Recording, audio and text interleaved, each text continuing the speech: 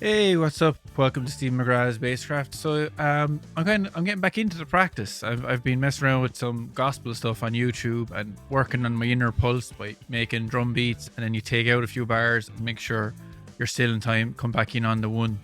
So, yeah, I'm enjoying the gospel stuff. The way they kind of do these repetitive lines. So they might do a fill that goes, and then another time he might go same fill, but in a different octave, and it really makes you learn your bass and notes, because sometimes we get stuck just playing in the same part of the neck and the rest of it gets dusty. So even some of the more complicated fills, they'll double up, so they might go, try that again. So you're like covering the whole neck there, but you're just playing the same line in two octaves.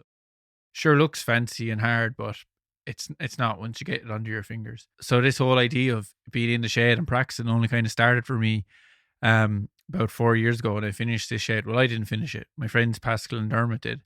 And yeah, so I had this nice place to practice, so I needed to find material to work on. And actually today's guest, Jim Stinnett, was the first YouTuber that I started properly following for my daily practice. And must have gone on for about a year there, where I would just every day I'd log in and see what Jim was doing. He'd be saying like "fire it up," and I'd go through what he was practicing. And I have some of his books here. Oh, let me find them. Okay, here I got "What Makes Motown Bass." Excellent. And this one, which got me my reading chops some way okay. Not having practiced it a long time now, but at the time it really got me up to standard. So that reading for bass, that another great book, yeah.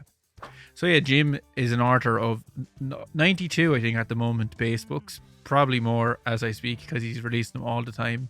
He runs Real Bass Lessons, an excellent YouTube channel, and he has Stinnett Music. That's where all the books are. And he also is just after starting to do Stinnett basses, I think, for the last year or two. But of course, we cover all this in the chat. So I'm going to put the details to Jim's links down below anyway, for you to check out. The basses are awesome, and if any of you ever dabbled in making basses or putting basses together, you know the real magic happens in the setup, making the thing sound and play good. So yeah, that's probably why I don't sell mine, because some of them don't play very well. They're only I would play them, but Jim definitely knows how to make them play well. So he has mastered the art of putting the parts together and making the bass pop, which is the best word for it. It's the ingredients are one thing, but putting them together to make, I don't know, when I call it a bass cake, you can, a bass, whatever, that's where the skill comes in, and Jim has got it. So I've heard a lot of people have bought these basses, they're super happy with them, so check them out. So let's jump into the chat. Me and Jim really hit it off. We spoke fast, we spoke about a lot of stuff, and that's the way I like it.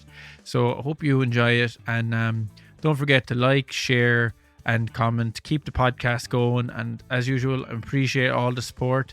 Keep messaging me, and sure, let's just jump in. I don't know how I came across your channel. For once, the YouTube algorithm gave me something apart from cat videos, and Sure. And it came at just the right time, because this room I'm in, I had just finished it. My friend Pascal and his brother Dermot built it for me, and I was ready to shed, in my shed, and Sure. so I was looking for lessons. So that must have been it. I just wrote in bass lessons or something. Wow. I was obsessed for a few months there. How long ago was that? Oh God, that was how long is your channel going? About 5 years. Yeah, I think it was 4 years ago. So I Oh, think wow. So you've seen a lot of stuff. Cool. You must have been on around, I don't know, lesson 20 or 30 or something. Yeah. And yeah, I loved it. I was going along with you every day. It was almost like I knew you, because it was like, oh, what's Jim doing today? Well, that's kind of, you can see that's how I sort of presented it. Hey, play along with me. Get your bass out. Let's go here, I even know your mannerisms, like you'd say "fire it up" or whatever. Fire it up, baby. Yeah, exactly. I always do that. I'd be waiting for it, like. Of course. Well, then I'll try not to be. Well, actually, I can't be anything. What you see is what you get. So I'll try not to be too different, too stiff. But what I like about your channel is it's real, it's genuine, and it's in the sweet spot for me. Of obviously the information is brilliant, but the presentation is perfect as well. So you don't go over the top with the video editing. It's exactly where it should be, and also you don't put the tabs and stuff on screen. You keep, even no matter how many times they comment below, give me the tabs, Jim. That's it, man. That's it. Boy, you know how to make a guy feel good, don't you? No, it's true. I doubt the first things was you were doing like an etude, like I think it was in Yeah. the key of G, and that was brilliant to get the fingers going. And I was with you from then, keeping going. It's brilliant. Sure. Even got some of the books here. Good. Oh, Good. I got 2 of your books, so hopefully get a few more. Oh, cool, man. Those are good ones. Yeah, for someone who's very bad at reading, this one came very handy when I got a gig where I had to read. So You betcha. Well, that's great, man. I'm just, this is the reason I do it, to get people making me feel good, saying, man, I like that network, and right on. Appreciate it. yeah, so I'm just curious. Like you sent me on your CV, and I was amazed, like about you've for one the amount of colleges you went to. You've traveled around, like you're a bit of a vagabond. For sure. But you started out in Oregon. Yes, that's where I'm from. That's your hometown. You betcha. Out in the woods. I grew up not in a city or a town. I literally grew up out in the woods. It was a community of about 15 or 20 people. And I Really? actually went to school at a one-room schoolhouse. But the little town was 10 miles away, and still a very, very small town. But yeah, that's where I grew up in Oregon. Really? And was there music in those days, like Oh, around you? Like, yes. My father was a country western musician and played steel guitar, regular guitar, and sang, and he was outstanding. I knew it at the time, but I really, started to understand it when I became a good musician myself, to realize how good he was. So believe it or not, I started when I was about 6 years old, learning C chord and a G chord, and he taught me House of the Rising Sun. And I was talking to somebody just the other day. I learned to play, my first instruments were the classics, yeah, 60s. yeah. I played my first C chord on his Gretsch Country Gentleman, like in 1962. And my Amazing. first bass I played his bass, which was a P bass in 1960. And he also Yeah. had a 64 Jazz. But oh, yeah. So I had music in my household. And all of my father's brothers. Yeah, I had 3 uncles. They all played guitar and bass and drums. But my father was playing professionally in clubs 5 and 6 nights a week. So when I got serious, when I was 12, almost 13, believe me, not only did I have music in my house, but I played music with him in gigs all the time. I mean, 2 and 3 days a week. He'd do 6 days, but I'd do 2 or 3 of them. But when did the bass come into your life? So you were jamming on the electric guitar with your dad, was it, You at an bet. early age? Well, what it was like everybody, or at least I'd say everybody, but most bass players of my era, the only reason we started playing bass is because nobody else was playing it. I had a ton of friends who played guitar. And it was when I was 13, I believe, maybe 14. My sister had a boyfriend who played drums. And he said, hey, you want to play in our band? And I said, sure. It was a little rock band. And I went there, and there was drums, organ, and 3 guitars. So we sort of switched off on bass, and I'd been dabbling around with my dad's bass anyway. So within a few months, about when I was maybe 15 years old, that I got to get a bass and start playing bass every day of the week. So that was when I started playing the bass. Brilliant. An electric bass, how long was it out around that time? It was... Oh, well, that would have been about 67 or 8. So it'd been around a while, Okay, 10, 12, been around 15 a while. years. Oh, yeah. But there weren't, meaning it wasn't so much that there weren't basses around. Music was not accessible in those days like it is today. All I had to listen to was little 45 records. My dad would say, here, learn this song from, Merle Haggard or Charlie Pride, and we'd listen to that. We didn't have stereos. We didn't have all that stuff. You had to do ear training. There was no... it was 100%. Every single thing was ear training. That's brilliant. I kind of missed that because I grew up... Well, it was the dial-up internet. You remember that? The Of course I do. But I was dialing up the tabs like when I was a teenager and learning all my flea bass lines and stuff. But it was to my detriment, really, because I had to go back and ear train then later on. Like, no, I understand. People don't really, they talk about it today just the way you did, like ear training. Well, that was how we learned to play. We didn't call it ear training. I just got the record, you copied it, And when did you decide to pursue bass as a career? Like, where did you go from there? Like, sure. By the time I was a senior in high school, I was playing, my bass and my guitar. Really, by the time I was a freshman or junior in high school, I was playing my bass and guitar. I mean, all day and every day. I'd play it, every time I wasn't at school. But at school, our little college, little high school, very small school. My high school had like 110 people in it. real small little school. And but I was playing with the band director. He recognized how eager I was, so I was playing in like 4 classes a day. I was playing in the jazz band. I played in the concert band. I sat beside the tuba player and played bass. I couldn't read music.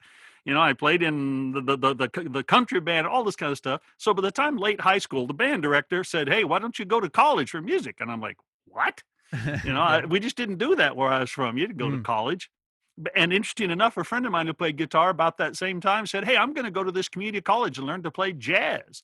So that would have been when I was 17 years old, going out of out of high school. I went to this little community college in Eugene, Oregon, and sure enough, there was a whole band department, and they were all playing jazz and funk. That's where I really got into bass. As a matter of fact, I auditioned, and the guy said, "What instrument do you play?" And I said, "Guitar, bass." And the reason I said bass, not guitar, I thought it would be easier. Oh God, no, not you. That was the era of jazz fusion kicking off. Oh, believe me, that would have been 1972-ish, 3-ish. Oh man, it wasn't easier, but that was when I was officially a bass player. What kind of stuff were you listening to before you went to college? Were you into jazz, or were you just pop? What was ever on the radio, I suppose? Yeah, just the radio, and because of my father's influence, it was all country music. Now, of course, it was rock music too, but Creedence Clearwater and Jimi Hendrix and Grateful Dead and all the country players, Burl Haggard and Buck Owens and all those guys. No, I had not heard an ounce of jazz before I went to this community college to learn jazz. Guys were saying Miles Davis, and I'm like, Miles who? Literally. And I had not heard classical music. I didn't know who Beethoven was. I didn't know any of that stuff. Well, it was a real quick education because all the people at that little college, of course, that was in Eugene, Oregon, which was a big city compared to where I came from. Yeah. That was when I really started listening to jazz. And did you really like it at first, or was it more of a not at educational all. thing? Yeah. Very much. Let me tell you a little bitty story, which is true. I told somebody this a while back. Guy said, these friends of mine at school said, "Man, you got to get into Miles Davis." So I went to the record store, and there was albums these days, and I bought Miles Davis Live at the Black Hawk Saturday night. There's Friday night and Saturday night. I took it home, put it on my turntable, and I tried to like it. I was there. Chris might be listening. My old music theory teacher. He's a drummer, and he kept giving me those records till eventually I stopped listening to the Red Hot Chili Peppers for a while and enjoyed it. I listened to every track, but a minute's worth, and I'd move the needle over to the next one. And here's the punchline: a friend of mine come over and said, he looked at the album cover and he said, "Hey man, I've heard that's a great one." I said, "Here, it's yours." And he said, "What?" I gave it to him. Honest to goodness, about 3 months later, I went over to his house, opened the door, and I heard this music that I loved. And I said, "What's that?" He said, "That's that album you gave me." Your ears have just developed so much. I correct. Everybody's playing it. Everybody's listening to it. So yeah, I'd started liking jazz. That's awesome. And you had a great time in college, but you went to study in other colleges as well. Like, oh yeah, was it like master's degrees you were doing? No, not really. The very last one was a master's degree. The only reason I studied in other colleges usually was to be involved in the music program in the school in the town, in the city. In Seattle, I did a lot of music playing, very few classes. I mean, actually, I don't think I hardly took any classes, just studied with the classical teacher on double bass. And I took band classes at University of Washington in Seattle. And then when I went to Texas, I went to North Texas State University, and that was to specifically play in the 1 o'clock lab band. And you may not know it, but that was a big thing in those days. You were a big shot if you got to play in the North Texas program, and I made the 1 o'clock band. And again, we were only required, I think, to take like 2 classes. So I took a jazz double bass and I don't know, something else, some sort of, basket weaving thing. It's like you're like an elite athlete and they let you do whatever you want as long as you're in the team. Exactly right. That is it. I never thought of it that way, but that's exactly right. That's so then when I actually right. So then when I actually went to college to go to learn school was when I came to Boston to study with Ed Barker. He was a principal player of the Boston Symphony, but I studied at New England Conservatory and got a degree there, music degree, bachelor's, and then I also worked on a master's degree there too. Brilliant. And you did play with a lot of kind of jazz legends in that band and the Texas part of your career. Yes. Mainly, or I shouldn't say mainly, in all the different places I lived, but that was just a prolific one, and I was, quote, on top because I was in the 1 o'clock band. So I got to play with just endless great people. And of course, one of the, highlights that stands out is working with Red Garland because for those who don't know, Red was with Miles Davis for many years, and Red Garland and Paul Chambers were, rhythm section mates. And I would work with Red Garland, and he would get real drunk, and he'd say, "Yeah, man, sounded like PC back there," and I was That's some scared. compliment. Oh, when he said that, I was scared to death. And I'm like, "What did he say?" The first time he said it, I'm like, "What?" And then he'd drink a little bit more and he'd say, "Yeah, man, like PC." And I'd go, "Oh my God." I was scared. Um, so I went home and decided I was going to learn to play like Paul Chambers. Brilliant. And that simply elevated my jazz studies and, of course, my playing to an entire new level. Well, John Coltrane doesn't write songs about many bass players, just the one. So it's amazing how few pictures there is of Paul Chambers. Like, Well, there it was really the isn't. era. Yeah, it was supposed it was. It shows the time. Yeah, Yes, he correct. wasn't the leader of the band, so there No, wasn't as many pictures being taken of him. no. But that was so I was in a, love affair with the music of Paul Chambers for, 20 years after that. Yeah, he's class. His vocabulary is amazing. Like, He's the bird of the bass. Mm. Bird Charlie Parker. He's the Yeah. bird of the bass. Simple as that. As a matter of fact, let me tell you a little quote, which, whoa, just was a big sort of compliment in my career. I was talking with Ron Carter on the telephone, and I don't know him personally, but he called me to ask questions about Paul Chambers' book and stuff. And I said, "Thank you so much for using, and I know you've recommended the music of Paul Chambers." And I said, "Could you tell me something specific you like about it?" And he said, "Oh, yes." He said, "I call it accessible bird." And I went, "Wow." Yeah, That's a good exactly. quote. Yeah, that's a good So after that, I always called the book, "This is Bird of the Bass." That's true. Like, they call Jacko the Jimi Hendrix of the bass. Correct. So, Correct. but it was Austin a kind of a music town way back then, or is that more of a recent thing in the last 10, 20 years? It's always had some jazz, but I think that's more recent. Mm. When I was there at North Texas State University, I was right near Dallas. Mm. And Dallas had a little more of a history of jazz than Austin. Yeah. But they both had some jazz. Most people just don't know that between the two coasts, there's a lot of jazz. You just have to be there to see it. I played in Dallas once in South Fork Ranch. It was like a country music festival called Cooler Than Hell. It was 40 degree. It was 40 degrees outside, but it was freezing in the venue. And they had a snowman run. A man dressed as a snowman. They'd only do that in America. In Europe, they'd be thinking, think about the environment. Why are we doing this in America? Right. This is a great idea. You also said 40 degrees, and I went, "What? No, you mean 40 degrees Celsius, of course." Yeah. We're in Celsius. That's like 103. It really would be like going to hell then. Yeah, of course. And where did you move then after Texas? Because it's amazing, like the places you've been, like Brazil and Japan, and sure, teaching the bass, like it's Once I got into teaching and sort of retired from playing every day of the week and every night of the week, I did lots of traveling and touring, teaching and playing concerts. But from Dallas, I went up to Boston, and I went there specifically to study with a man. I was pursuing my career, learn to play better. I had played jazz for 15 years at that time, 10 years, and I could play well, but I felt like I wanted to, I don't want to say brush up on, but get serious about fundamentals and mastering the actual double bass. So I went to Boston to study with Ed Barker, and he's a principal bass player in the Boston Symphony. So I went there and I studied with him. Excuse me. And part of his requirement was he could only teach students who were enrolled at New England Conservatory. So I became a full-time student at 27 years old at New England Conservatory. I was the old bald-headed guy in the orchestra. It didn't bother me, man. I was learning classical and I was studying with Ed Barker. That's amazing. Like your hunger to keep learning. That's what it was. That's what it was. And I had no problem with it. I mean, there were a few guys who would laugh and make comments, but like, what are you talking about? 4 years later, I could play. I made my living after I went to the conservatory for 4 years and studied with Ed. I made my living for the next 10 years doing nothing but classical, 100%.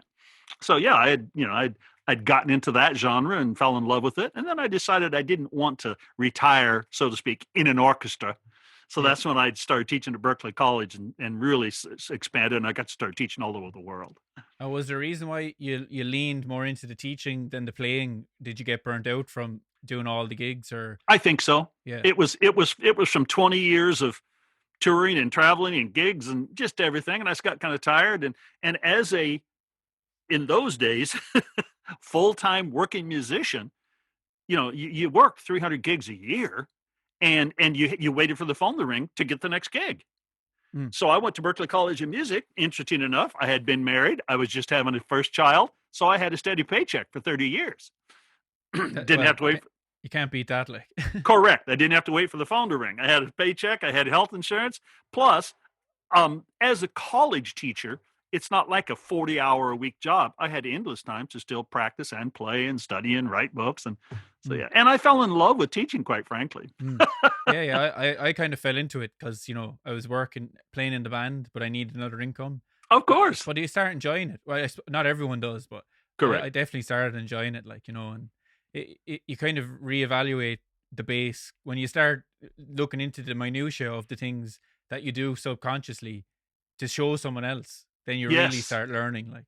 Oh, yeah. I've heard people say that you really don't learn something until you start teaching it. And it's kind of true. Yeah. I heard Ray Brown say that even.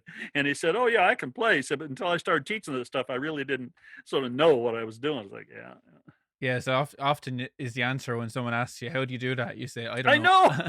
Yeah, you go home and go, let's figure out how I did that. Yeah. Of course. And that's been a passion of mine for the last, 40 years, figuring out how to convey not my ideas, but the things that everyone does to learn to play and to improve in books and to other students. So that's what I do. That's fun. And is that where you get the ideas for your books, from your private lessons? And 100%. It's all about what do these students need to accomplish this, to get to the next level. So I think about it. I'll simply have a student who'll be into finger funk. And I'll just be, and after, 6 lessons, I'll just start thinking, he needs to do this. He needs his exercise. Oh, we need to work more on this. And that gives me the impetus to write a new book. I did that about a year and a half ago. I took on a new student, and after we worked on fundamental technique for 6 months, I said, what style do you want? He said, finger funk.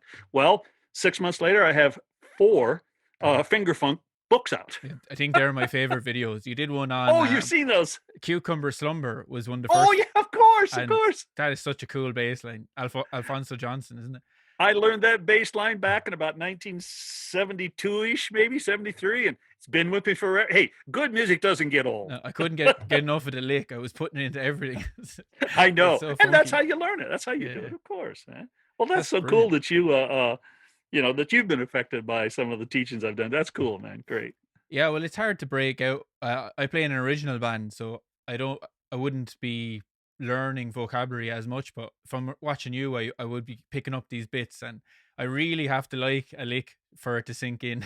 Sure, of course. That's normal. Now, of course, in my teaching, after you, if you were my student, and after you had some fun and learned some licks, I'd start making you doing stuff you didn't like. Why? Because really, most people avoid their weaknesses. Oh, I'm aware of that. Yeah, I got some lessons last summer off Anthony Muraj. I'm not sure how to pronounce his second name, and he was schooling me. Now it was online lessons, and it was walking. Okay, the thing I don't like learning is walking bass line. Now, hey, let me give you a little miniature lesson here. It's only 20 seconds worth.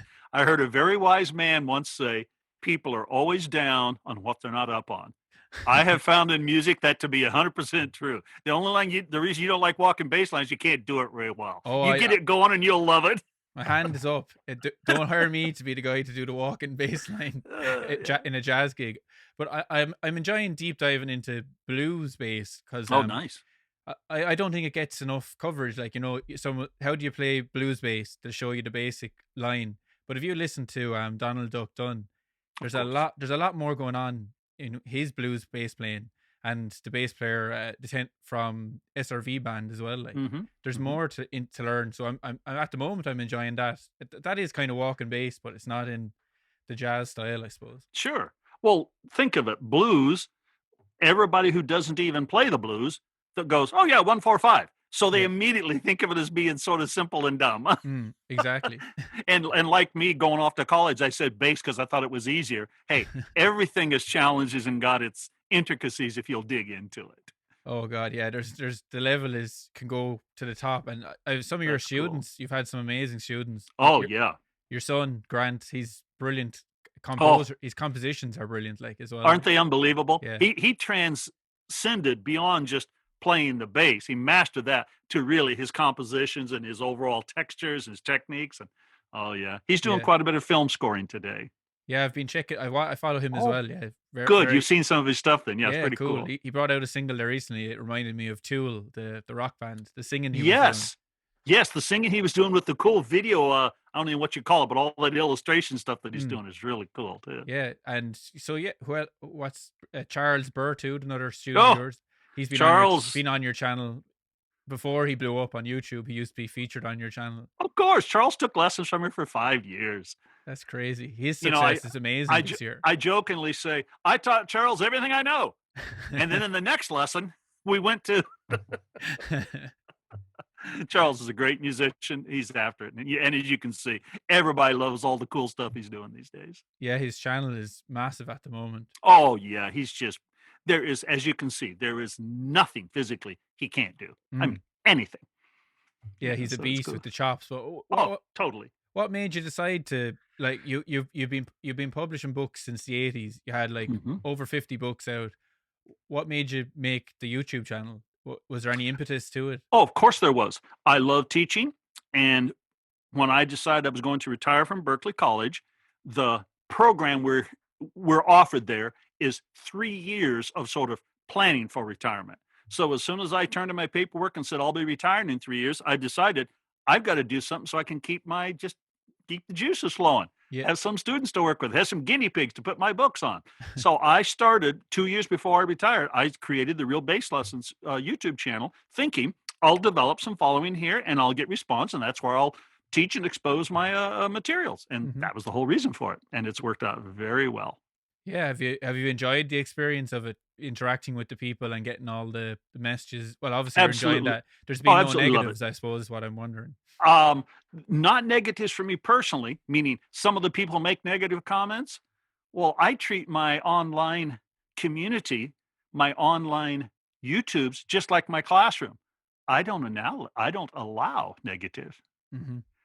Every day of the week, or not every day, every week, 3 or 4 or 5 comments. I just go delete, delete, delete. That's brilliant. You can't. Well, those guys who go, man, I've got a right to have my own opinion. Yeah, take it someplace else. This is my classroom.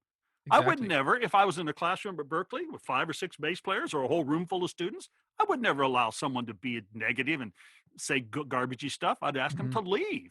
Yeah, and if fair play. If they wouldn't, I'd have a big guy in the class make them leave. But so yeah, no, I just don't allow the negative. I just don't allow it. It's my classroom. You're very generous with your time, though. Like you reply to most people. So every single time I can, I try to do it all the time. And I've developed, a loyal following, people who buy the books, people who take lessons from me privately, besides all sorts of stuff. Yeah, it's been just fantastic. And I was telling somebody again just recently, excuse me, while my channel isn't, like Charles's, I don't get, 10,000 views of, a second. Yeah. I have a large classroom is what I have. Yeah, I feel the same about stuff I put up. I might have thousands of views, but I have a lot of comments and people who are interested and talking about what's in the video. Like, so that's right. And I need response. I need to see how my material works so I can know if that book works well or if I need to adjust it or how I should write the next one. Sure. How did you get your books kind of out to the world before the YouTube channel? Like, how did people know about them? Originally, back in 1980, the first book, I sold it through Jamie Aebersold. And in those days, there was no internet. There was no online. So a book physically had to go through a distributor. Well, Jamie Aebersold became, by the 80s, the largest distributor of jazz books. And my first book was The Music of Paul Chambers. So he distributed it all over the world, and it started selling. I mean, just like wildfire. Well, just because of the reputation, I would sell other books through him, and then other bookstores and places would call me up and say, hey, can we get 20 copies of this book or 10 copies of that? And then, of course, when I went to Berklee College, still before we all got into the internet, every student at Berklee and every teacher went, oh, man, I've seen your books. Can I sell them? Can my friend? Just word of mouth. That's brilliant. And then I started doing the internet as soon as it was available. But like when Kindles came out, they said, oh, that's the death of books. And when MP3s came out, they said that's the death of physical media. But same with teaching books. Like there's nothing beats having the physical book. It's the same. Are you surprised that the book is still so popular? Not surprised a bit. I've told people books will never go away. Now, are there more and more people all the time wanting an ebook, reading it on Kindle? Yes, of course. I get emails and messages every day. Hey, Jim, can I get an ebook version of it? I get guys who send me long emails telling me why I should and how come I'm a bad guy because I don't do it. No, anytime I've ever done anything that's been digital, it gets ripped off and put all over the internet like crazy. A whole bunch of my books are actually photocopied and on the internet. So That's I don't like terrible. that. That's intellectual Plus, theft. Like, oh, believe me, there's you can. I mean, I don't want to get into it, but you can go find dozens of places where you can just download my books for free. It's crap. But you know what's cool? The musician mentality, and I don't mean just the casual guy. I mean the person who's studying and practicing and wants to become a good musician. They have a respect for the teacher, and they buy the books. And as you said, you and I found all those people who are dead serious. Man, I want the book in my hand. yeah, definitely. I mean, it is nothing like opening that baby up and playing right there and putting this back in my shelf or in my bass case. No, books won't go away. Of course, the things change, but they won't go away. What I like about having the book is, so I'll come out, I might have 15 minutes to practice, and I'll come out to my music room. Exactly. If I turn on all this technology, I'll be looking at cats or some ridiculous thing on the internet. But that's right. I can get 15 minutes with the book without turning on anything, just my amp. Yes, you can leave the book open on the music stand. Did you know that? I didn't. I don't have a music stand. So. Well, you can leave it open on your floor. How's that? Exactly. But yeah, that's why. That's the great thing about them. People love books, the physical touch of it. Just my wife is an avid reader. She was an educator for years and still is, but she's just got a massive collection of books, and she's like, I would never be without my books. I'm like, I know. Even though she has tons of stuff on her computer and on her little Kindle and stuff. There's just a physical attraction to books. And how long does it take you from inception of idea to publishing one of, because you have so many, like, it's amazing. I've published 92 books now. I'm still waiting. I'm working on my first course. It's a teachable course. It's going to be about blues bass, like. Good. But God, 92 books. I have a long way to go. Well, that question you asked is so difficult to answer because I don't have I could give you an average, but I'll just give you the answer. Like, yeah. The answer really is, though, some books I've taken 14 years to complete. Other books I've taken a year to complete. Some books I've taken 6 months. And there are books that I've written a series of 4 or 5 or 6 in 30 days. It just depends on the flow of it, I suppose. Yes. And since I've been retired from Berklee College, I have 100% of my time to write books. So up till retiring from Berklee, I would probably average 3 to 4 to 5 to 6 books a year that I would write. And since then, I've been writing 20 books a year. That's crazy. And is it Instabalius? You do all the finale. Oh, cool. Yeah, they look great like that. And Thank you. Did you think when you retired you might reel things back and put up the feet and, I don't know, play golf or something instead of No, I really didn't. I actually did. Most people don't know this, but I took about 2 years sort of off. When I retired from Berklee, that began what I call the year of the fish. I'm an avid fly fisherman. Okay. And through my 30 years at Berklee, I probably fished 2 hours a year. Well, for the year of the fish, it lasted 2.5 years. I averaged over 100 days a year out fly fishing. You need to talk to Les Claypool. He's a massive fisherman. He's even been on the fishing channel and everything. Like, I've seen them. But so it took 2 years to get the year of the fish out of my system. And I fish them now, but not 100 days a year. I did. I fished a little over 100 days a year. Actually, I did for 3 years in a row. And during that period, I only wrote 6, 8, 10 books. But now I just sort of got excited about them again. And I just write them in the morning, and write them in the evening, and write them in the middle of the night, write them all day long. Seconds before you came online, I had my computer open here, and I was working on. I was actually transcribing a bass line for a book. You got the graw for it. In Ireland, graw means it's love. In Australia. I figured it out. Yes, So the word is simply, it's a passion. I can't stop it, man. That's brilliant. And well, your recording career, like you did, are there any kind of highlights that stuck out? Like, because you've been in studio with a lot of greats, like. for about the first 20 years of my career, recording was not prolific like it is today. In those days, it was hard to find another musician who had made an album because you didn't make it. A record company did, and they had to invest thousands and thousands of dollars. So for the first, I don't know, 20 years of my career, I only made probably 4 or 5 albums. Then everybody in the world began to be able to make a CD. And, and in the next 10 years, I made 50 CDs. Yeah. And then in the last 10 years, I've made hundreds, but they're all mine. But some of the highlights, wow. As I mentioned, working with Red Garland, but I never got to record with him. Oh God, I don't know. There's not. I started to say so many. There's not, but there's some. Chip McNeil, he's a saxophone player who you can look him up online. He's a he's sort of a household name with musicians, but he's not a famous. I recorded with him.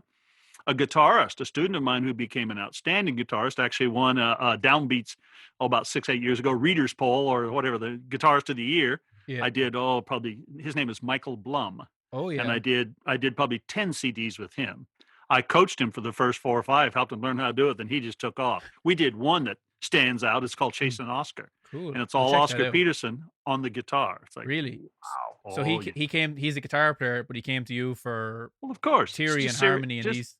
Not even that. Just learning how to study and practice. Really? Transcribe. Yeah. I did a couple of concerts with Fish. Mike Gordon was my student, but I never recorded with him. Charles Berklee, there you go. He's famous today. Him and I've recorded. We've recorded a dozen times at least. You did like a tapping book. Did you write that? You bet. We did that together. You bet. And we recorded all the stuff together. He did. Some of them are separate, but some of them are duets. So yeah. Yeah, the pieces are lovely in that. I did one of them before I was learning. I can't remember what it was called, but they're really nice, and they're not like overly hard to play. Like they're just nice compositions, and correct. Like, they teach you the fundamentals of tapping. You bet.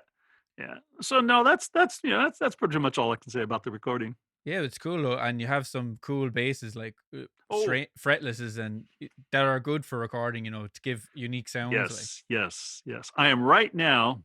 The fact that we started 2021, I'm dedicated to finishing a project I started exactly a year ago, January 2020, and it's called the Fretless Project. And I have 8 fretless basses that will be featured in the project, audio recordings, video recordings, and a book called Fretless Bass.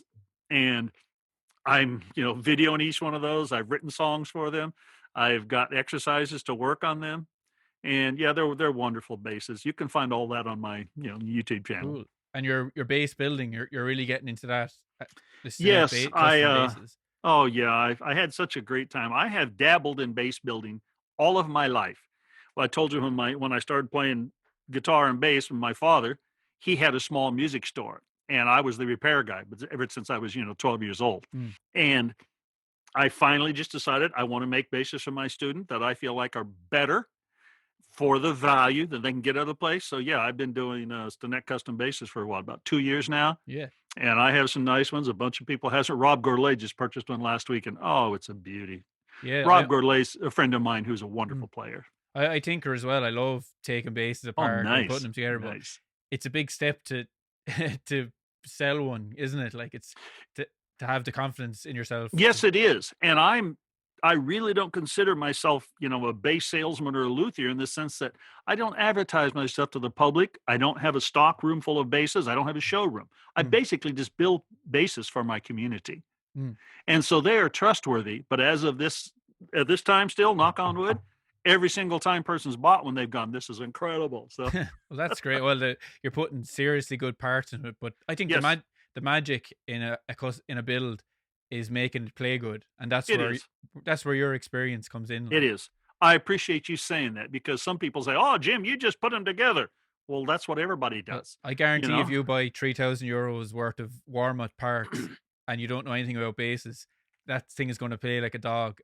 I had a guy do something just maybe a week ago that was so funny to me. It was kind of stupid, but it was funny. He emailed me, and in sort of a little accusatory manner, he said, "I know where you get your parts. I priced it all out. I've ordered every single thing. Would you put it together for me?"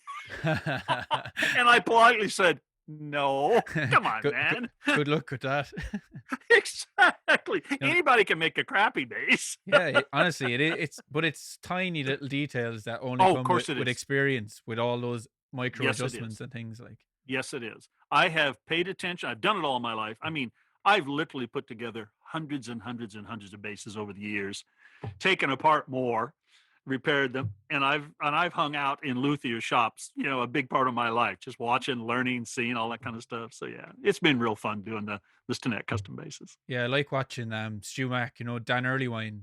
Of course, those are great. That guy's a genius when it comes to fixing guitars. Oh, He knows it he all. really is. He's one of the few people I've never met, and I'd love to go to his shop for 5 days and just watch, ask Yeah. questions. I say he has a lot of hacks. He's always like gluing I sandpaper know. to things and coming up I with know. little gadgets. Exactly. I'd love to learn how to do this stuff, but I'm just too busy writing books. Your life is based, like, you're surrounded. It You've is. got the teaching, the building, the books, making I the am YouTube. Do you find it hard to keep the flow of the YouTube videos going? Because no. video editing is time consuming. Oh, believe me, I know that. No, I've considered myself very fortunate that I, eat, sleep, and drink bass 24/7, unless I go fishing or my wife and I watch movies or whatever.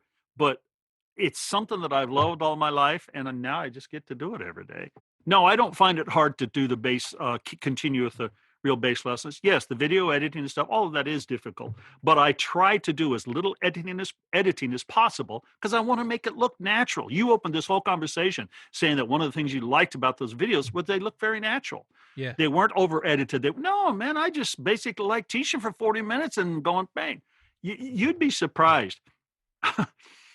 Out of every 10 videos, I might have one edit. Really? That's crazy. I suppose I'm not. you've done so many, you're after getting better. Yes. Yeah, and it's like everything in life is a muscle that you can Well, work on. yes, it is. Understand. I taught for 20 years before I ever started Berklee College of Music. Then I taught at Berklee College of Music 40 hours, 25, 30 hours a week for 30 years. My And God. I've written books on all this stuff. Man, making the video lessons, it's just like, which one do I want to do today, man? Let's go. That's great, because I'm doing a beginner bass course for I'm working for like an organization here called Music Generation, and they Mhm. want me to make like 15 beginner bass videos, Ooh, that's tough. and I'm finding it hard. Like, it's not, I don't have the muscle like you have. Just, oh, today I'm going to do another one, and it comes out Well, of me. There's a that's lot. really what it is. People even ask me, and maybe I can answer this, which you didn't ask, but it's part of it. Jim, how do I write a book, or should I write a book, or Jim, should I start teaching, or should I have a video channel? And the answer to all of that is no. Mm. If you have to ask me, no, Yeah. because it's going to be Yeah. tons and tons of work, and you don't know what you're doing. Exactly. Now, if you have a burning heart desire to do it, hell yeah, get started today, man, because you need a lot of experience. Yeah, exactly. You need to get past the learning curve, and it's That's quite steep. correct. And it takes years. And I can knock on wood and say, fortunately, I'm still here. I've been doing this a long time. So it's just like falling off a log, man. I love it. But Absolutely love it. I think that ties into like your love for learning the bass. Yes. You and then you wanted to learn video editing and all these other things. Yes. Yes. And like your Yeah. camera and everything, like you have it all sorted. Well, Well, my we had a bit of technical difficulties before we came on air, but between yes, I know. the two Yeah, bass but- players in us, but- we fixed But it. very quickly, you worked all your problems out. Yeah, that's true. Yeah.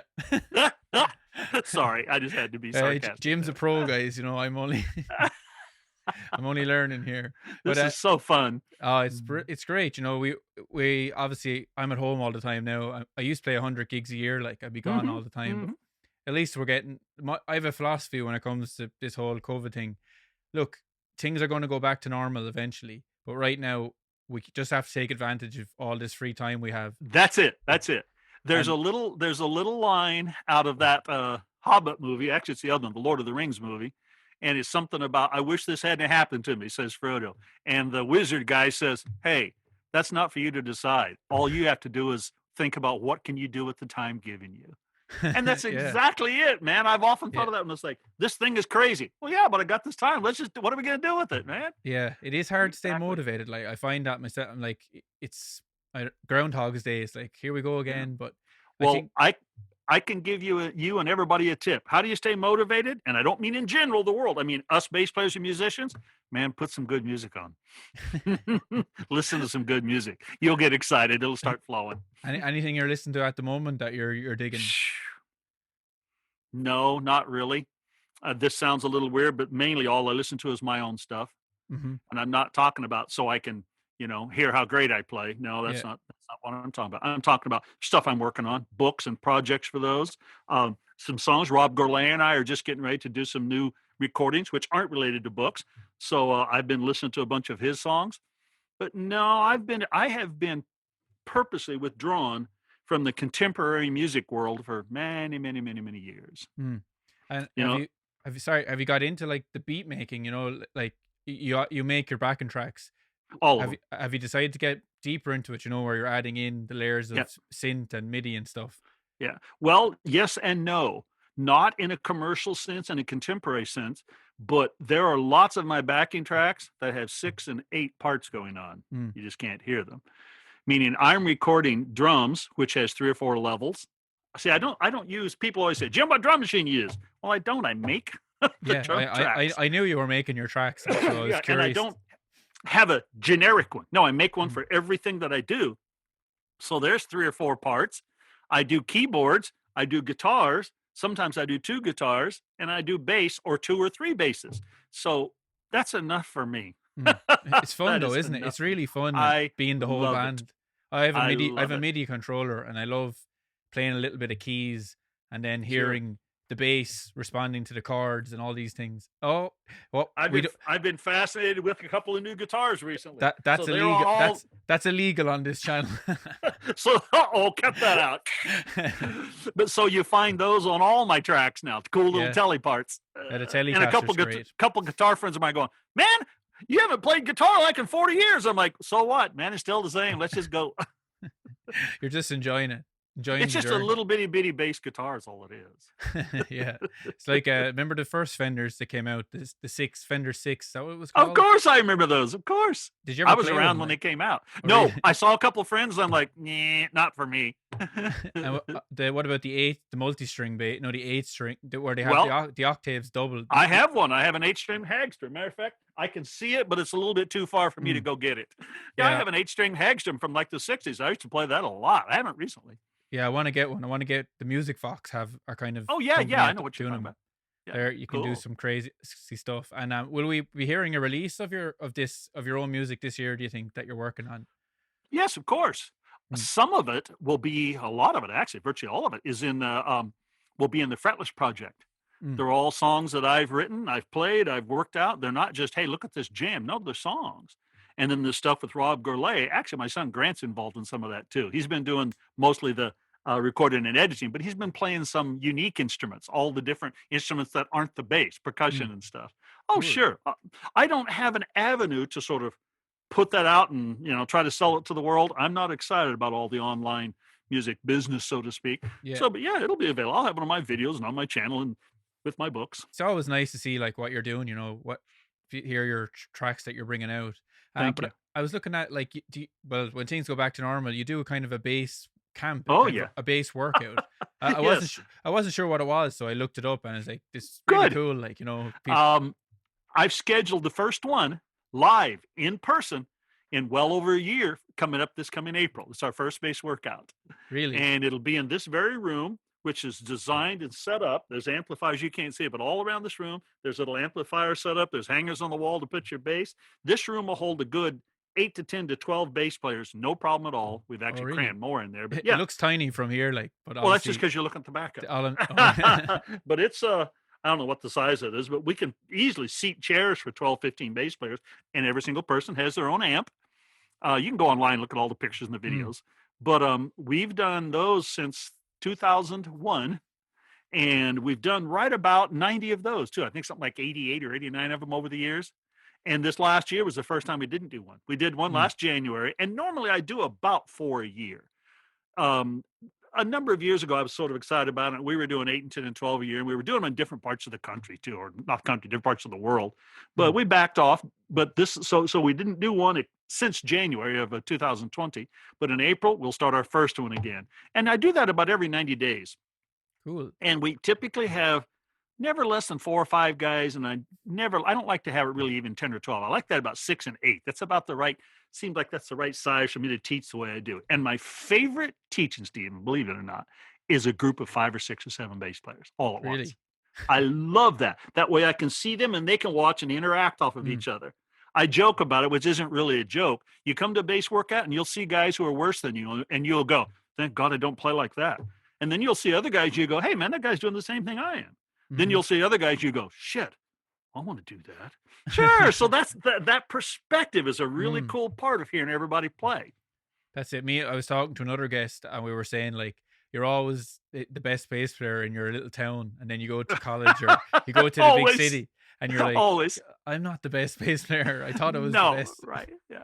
Well, that's perhaps the major benefit about the bass workout, other than the fact that we play bass and learn bass all day for 3 days, is the fact that you gain perspective on what you're good at or bad at or what work you need. Because you can always find people who are better or worse than you. And it just simply gives you perspective. Yeah, I'm into the pick bass playing myself. Oh, cool. I played the pick all my life. It's so cool. Like when you are muting it, but it's a style that more people need to get into, I think, the pick playing. What you just said is my favorite sound with the pick. I love to palm mute and use the pick. Yeah, I like to get the short scale bass and flat wounds. And of course. They're the trifecta. I know the sound you're getting. I hear it. I know that sound exactly. I love it. That might be another book idea there, pick bass. I have considered it, and I probably will down the road. Yeah, I recently released 3 new. I had done one a couple of years ago. I just recently, this past year, released 3 new guitar books. So yeah, I'll probably do a bass pick book. So what else can we expect from you the rest of the year, Jim? Are you just going to keep uploading regularly, keep the books coming out? Oh yeah, of course. My goal, again, knock on wood, God willing, and the creek don't rise. My goal is just keep doing what I'm doing, man. I'll release, 10, 15, 20 books, make a video every single week. By the way, when you see on Real Bass Lessons a video every week, that's one. I make about 4 to 5 videos a week. Really? And oh yeah. Some of them are for my books. Some of them for just entertainment for me. Real Bass Lessons has about 450 videos up, even though there's only 224 lessons. Sure. That's and crazy. then when I finish a book, like when I finish this newest finger funk coming up, there'll be 62 examples to make, and I'll probably make half of those with video. That's brilliant, because I have to do my video for this week for this thing I'm doing, and Sure. it's hard. I find it hard to get it finished. But you're putting me to shame now. 4 videos a week. Well, I guess you could call me a workaholic or something, but I like getting stuff done. I like making things go, and oh man, just go. Well, you love it, like, That's gonna say, when you love it and it's a passion, man, I just can't get enough of it. That's brilliant. And you're living in Canada now. That's where you're based? It's not Canada. It's New Hampshire. Interesting New though, Hampshire, the town is called Candia, and everybody goes, "Oh, Canada." No. Everybody does that. I live an hour north of Boston, and it's in New Hampshire. And again, it's Candia is the name of the town. It's right beside a city called Manchester, which is in England, of course, but in New Hampshire. Is that the film Manchester by the Sea? Is that based in the same place? Yes, it's down. It's actually Manchester, Massachusetts, which is about only 40 minutes from here. But yeah, very good film, but a bit depressing. Yes, agreed. Agreed. But so you're doing a festival in New Hampshire and everything, your own at the moment. Well, you were planning. Well, we're going to do a bass workshop. We are not doing right now, and I don't think I'll ever go back to do it again. We did for 8 years the New Hampshire Bass Festival. That was a 4-day event, and that would be 50, 60, never really more than 60 bass players, 40, 50 bass players, 60. And no, we stopped doing that about 3 years ago. And no, I just wouldn't do it now because of the COVID thing. Yeah, so running a festival, I did one before with 42 bands and some of my friends organized. It's a nightmare, isn't it? It's a nightmare. Yeah, it hurts. Believe me, it was me and my family that did it. Grant ran tons of it, and we really liked it when we did it, but it's like, no, we did it for 8 years and it was great, very successful, but not anymore. Yeah, just I think you're busy enough with all the projects you bet. You're juggling. Yeah. Plus, in about another 9 weeks, it'll be spring enough here, to go do some trout fishing. So I'll be out there. Hey, well, Jim, you should come to Ireland sometime, do a bit of fishing, I would love to. My wife has visited Ireland a couple of times and she loves it. Oh, yeah. Has she got Irish heritage? No, she just likes Ireland. She wants to visit Wales this year. Yeah. Oh, Wales is actually very nice. Like Yeah. they even have vineyards and everything on the coastline. It's I've heard very of that. Yeah. really nice. Well, Yeah. Jim, I really appreciate coming on and giving me your time. You're It's pretty welcome. cool, like to chat to someone I've been watching on the internet. I felt like I knew you already anyway. Like, Well, that's such the the advantage of benefit of the internet, and that is we can make friends and do these things without having to be there. yeah. I appreciate everything you do on this invite. That's so kind of you. Thank you. Well, you gave a lot of inspiration there. Like, it's great to hear someone who's so passionate about what they do. Like, and what do you say? Fire it up. That's it. Fire it up, man. Get after it.